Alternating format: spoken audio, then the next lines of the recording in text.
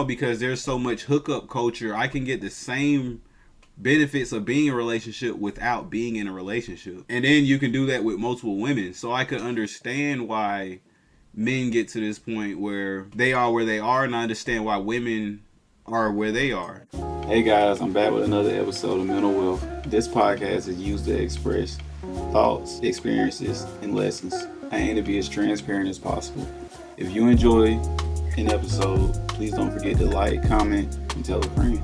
Hey guys, welcome back to Mental Wealth. In today's episode, I plan to talk about dating and double standards. I apologize for the delay in episodes. I'm currently trying to graduate college right now, and that's very hard in itself while doing this and managing an internship and just life. Life happens. So it's been very hard to keep up with episodes in a timely manner, but I'm going to try my best to get more consistent because I love this. Let's talk about today's episode. So today's dating culture is very difficult and very different from what has traditionally been in the past. I believe this is a very important topic because this lays the foundation for future family building. I feel this is one of the main reasons that the home life has struggled in America. When you look at different cultures, I know me mainly, and I look at my household, I was raised by a single woman. So I definitely, everything starts with dating, especially now in today's society. A lot of people are starting families and didn't even traditionally start out in a dating phase. There was no courting of the woman, or even everything like the what you traditionally do when you're trying to date somebody. You take them on dates and stuff, and now you actually have people building families with none of that happening in the start off. So the foundation has definitely shifted. And social media has made dating very accessible. Social media, especially Instagram, is almost a dating app now. So let's talk about double standards. So a double standard is a set of standards that applies differently and usually more harshly to one group of people than to another. Double standards have affected every decision in relationships, especially in today's society now, because for the most part, we're selfish and nobody wants to see how something else has made somebody else feel. And with double standards being normalized, it has almost made it impossible for you to even want to understand it from somebody's point of view, because people have this perception that I'm a man, so men do things like this, or I'm a woman, so we do things like this, or I'm just a girl, and everybody's just a girl now. It's definitely shifted the dynamic. Some common examples of double standards in dating are the expectations for men versus women in initiating dates. This is, I feel this is one of the biggest dating problems there is. Because as a man, I mean, I know me personally, when I was single, it's very hard. It's harder now to approach women because you don't want to give off any weirdo vibes. And there's so many weirdos, and you have these crazy stories about women being attacked because they rejected a man. So it's almost made it very difficult in how to approach women. So I can understand why it's created the today's man, where they'll rather just hit you up on social media and ask you out on a date instead of seeing you in a grocery store and asking you on a date. And me just thinking about it from a woman's point of view, and me just like when I've asked my girlfriend questions like this, and I was like, well, if you were in a grocery store and I tried to ask you out on a date, would you say yeah? And even majority of the time when women go out and stuff, they're not really in the mood, or they're women go to the store, they're going to the store to get something. They didn't go to the store, or they're not pumping gas to have a conversation with a man that's trying to take them on a date. So I feel like that's also played up, but I also feel that women, we both play a role in this, and I feel that women should just go after the men that you want.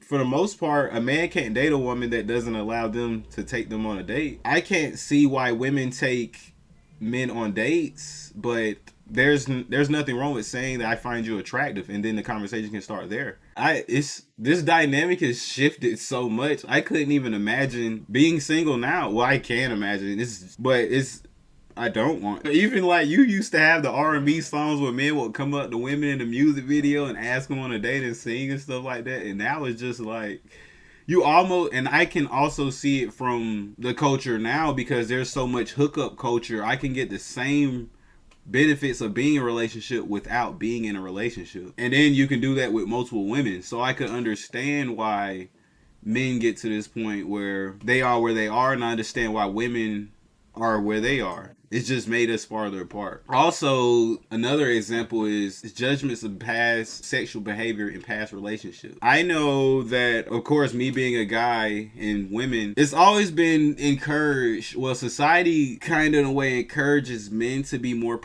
promiscuous and women not so much. And I mean, you have different cultures, and just even I can even think of myself, right? Like I could date in middle school and high school or whatever, but my older sister couldn't even have a boyfriend, even thinking about having a boyfriend until she was like 16 or 17 or something like that. And I find that society as a whole has helped perpetuate these double standards because I mean a young woman having sex and a young man having sex is the same thing, but for whatever reason is looked at differently. And I also feel like, right, like in society we have a dynamic where if I'm a guy that slept with a lot of women, kind of in a way I could be seen as more desirable. And then versus a woman who's had a lot of past sexual partners, society would in a way deem her as undesirable because that's the way things are. But I also find that this is kind of bad because now we have people want a lot of freedoms and stuff now. Also, another common example of double standards in dating is emotional is how emotions are emotional. Another common example of dating double standards is the difference in how emotional expression is perceived. So, right, me being a man, we're tough. I don't really talk about my feelings, but it's say feelings only slow you down. And women, they're emotional creatures. A woman gonna tell you how she feels, something on your mind. You can tell if she's tired or if she's mad. You can tell. You can read the energy. I feel as men, not so much. We could. There are men I know who are with women they don't even like. It's kind of insane. I know women that are with men that don't like, but I've seen it's women usually don't do that. A man, yeah. But I find that this is with the men I observe that exhibit this behavior is because they already have problems with their mom, with their relationship with their mom. So dating is like they're trying to find their mom in every relationship that they're looking for. And I also feel this dynamic is what has held back modern relationships from being able to advance. Because how do you want something and you don't know how to say you want it? Or how do you not know how to express your feelings? And emotional intelligence is very important with every relationship. It could be a friend to friend, girlfriend to girlfriend, wife, whatever. Is whatever. Emotional intelligence is important for all relationships. An example. Well, these are some examples I asked friends about because I didn't want to give everything from my point of view or just from a man's point of view, the whole thing. But another big stereotype and double standard is men with a lot of kids versus women with a lot of kids. And I've known this because I mean I was raised by a single mom, and me just looking at the different dynamics with like within my household and different other households. So like I could look at my dad or like my brother's dad or like other people's dads, and they'll have multiple kids, but is men are able to get by farther having multiple kids than women are. And I that is definitely because mothers are the nurturer and they raise the kids and stuff, so men really just get the ability to do whatever they want, and for the most part without even having to raise anybody or having to really contribute. And so it just perpetuates this double standard in society. A deadbeat dad can get a lot farther than a deadbeat mom. I mean, I'm probably not the only person who's ever heard the stories and stuff or who's lived through the horrors. I mean, it happens. Also, another example is a cheating man versus a cheating woman. Now this one hits different because I can understand why people say that. What do we say that men like what they say men think with their penises. A man thinking with his dick. And so it for a way men feel like it gives them an excuse to cheat versus a woman cheating. I could see from the man's point of view, we feel like when a woman cheats, she strategically planned it out and it was strategy behind it and everything. But in reality, cheating is cheating. Both of them are the same. Now society deems one higher and one lower because men have cheated since the beginning of time, women have cheated since the beginning of time. But with our society being male dominated, man, people have what is it? Infidelities all the time. Major politicians, all this. Society has almost normalized a man cheating on a woman, but a woman could cheat on a man and almost lose everything. So it's kind of a toss up. I've heard this analogy too. What do they say? Like when a woman cheats, it's almost like your kingdom's been conquered versus like a man cheating. The man is just in and out. He doesn't really. So I can understand these things because I've been in both shoes. I've been the guy that cheated and I've been the guy that got cheated on. And so there's really not a difference with either one. But I know me, it's like you feel like, nah, it's different when she cheated. So yeah, that's just definitely played this up.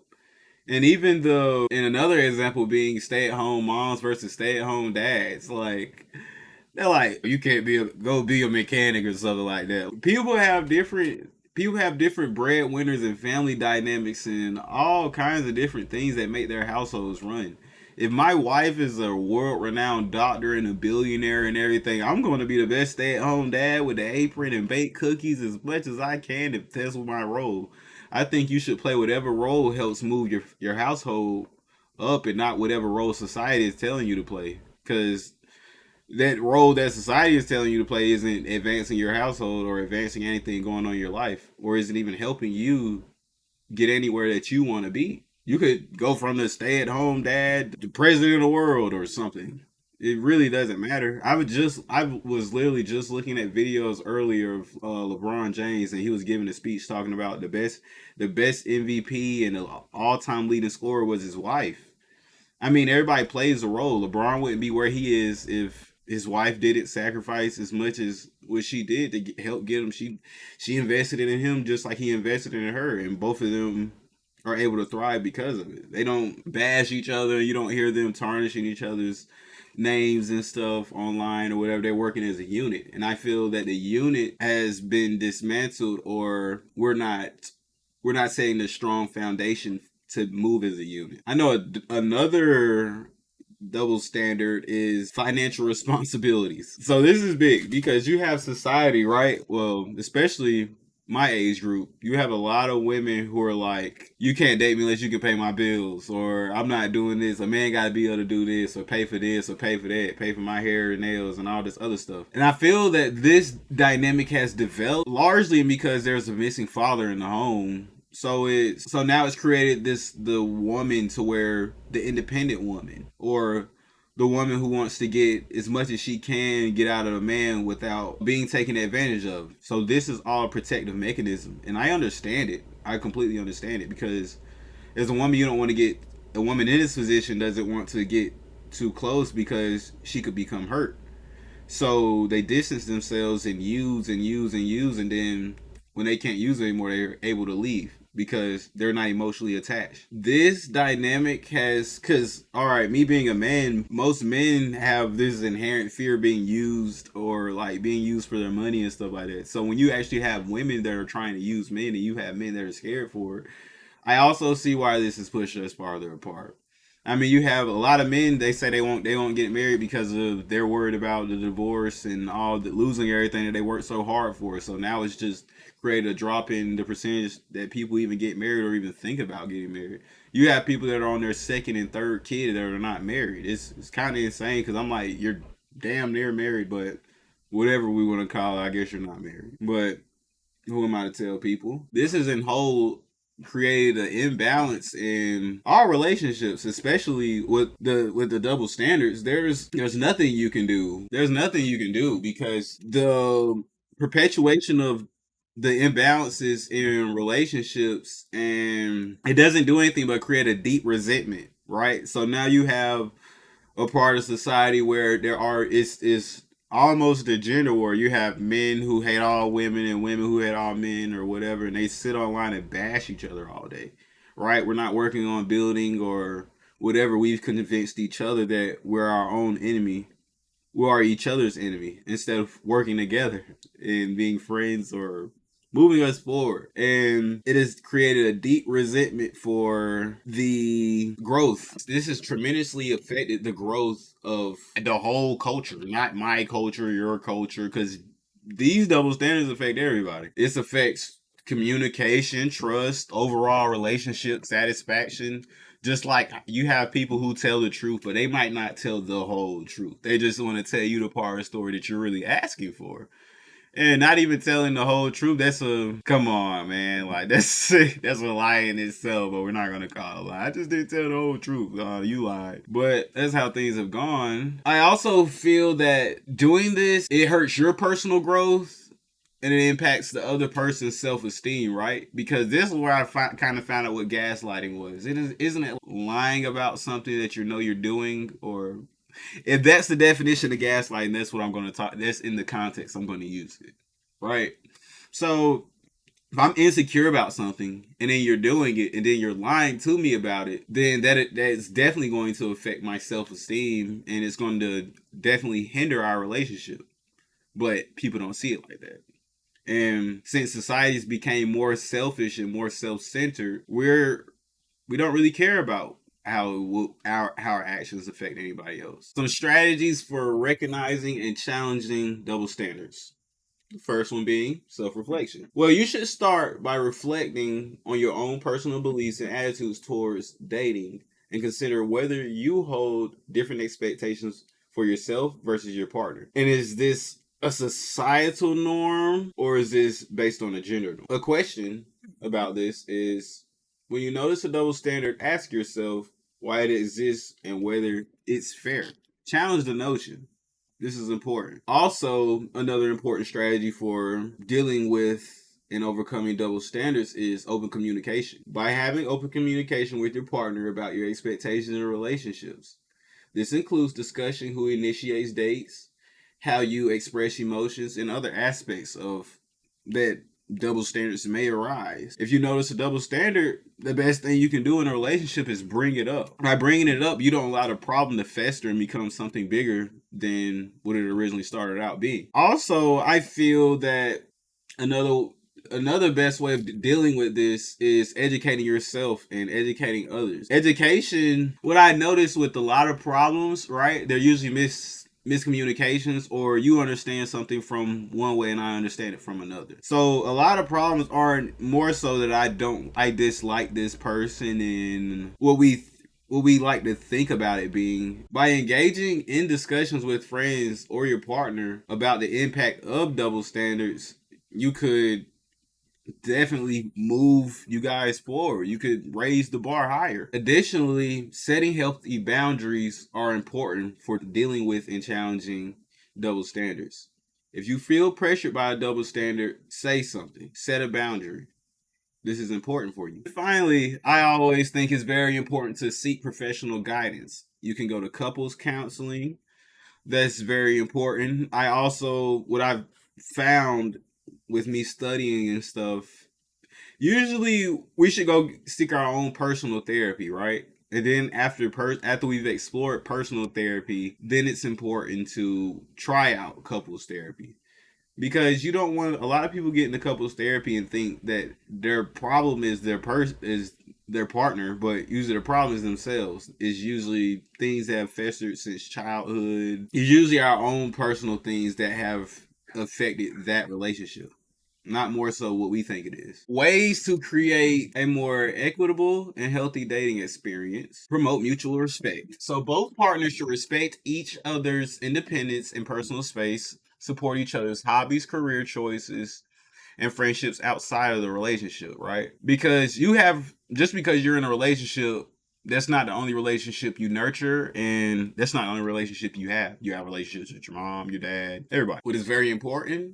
is to balance responsibilities, right? Because this leads people to start feeling taken advantage of. When I keep feeling like you're at some point you have to be doing this on purpose, or like I'm having to wake up early and get the kids ready and you're not trying to, or you're not doing it as much as me.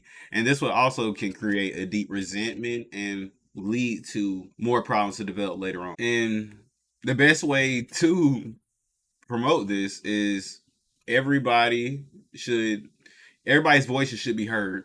Both partners, not one person's voice is heard more than the other. Both partners have an equal amount of voice, right? Just because I work and I pay all the bills doesn't mean I get to tell you and treat you any way I want to, right? That's not how the world works. That's not how healthy relationships work. What also helps is encouraging emotional support. By creating a safe space where both partners feel comfortable expressing emotions and being vulnerable, emotional support can catapult you guys. Emotional support should be mutual, and both partners should be nurturing and providing care to each other. It's not that since she's the woman, she has to be more nurturing, or since I'm the man, I get away with not being as nurturing or whatever. We both play a role. Growing together. Right. So this would also is hindered relationships because you have one partner growing at one speed and you have the other partner either not growing or growing at a different speed. So this where you creates the problem where people say, "Ow, we outgrew each other." People get 10 years into a marriage, 30 years into a marriage, and they wake up one day and say they outgrew each other. You didn't really outgrow each other, right? You just quit communicating. And so saying you outgrew somebody is the best excuse that you can make up to justify your lack of communication or trying to improve the communication. You don't outgrow somebody you see every day. You just didn't try to talk to them. And so eventually you become farther and farther apart and less susceptible to want to work things out because you've already in your head said we outgrew each other instead of giving things a chance.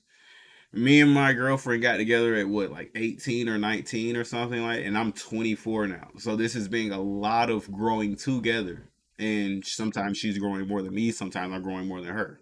But growth is growth, and you're not supposed to grow at different. You're not supposed to grow the same because you're two different people. Everybody has their own inherent growth and their own trajectory of how it should be done and their own journey. And if you don't take anything away from this, what I want you to take away is we can only go as far as what we put our mind to. Saying that you're outgrowing each other or setting your own personal limits is the reason why you haven't accomplished anything. The reason why it's not done is because you don't want it to be done. If you want your relationship better, you work on it. If you want to get better at yourself, you work on it. If you want to get stronger, whatever, you work on it. Every relationship should be worked on. Everything that is worth having is worth working for. If you enjoyed today's episode, please don't forget to like, comment, subscribe, and I'll be back with you guys for another one. Peace.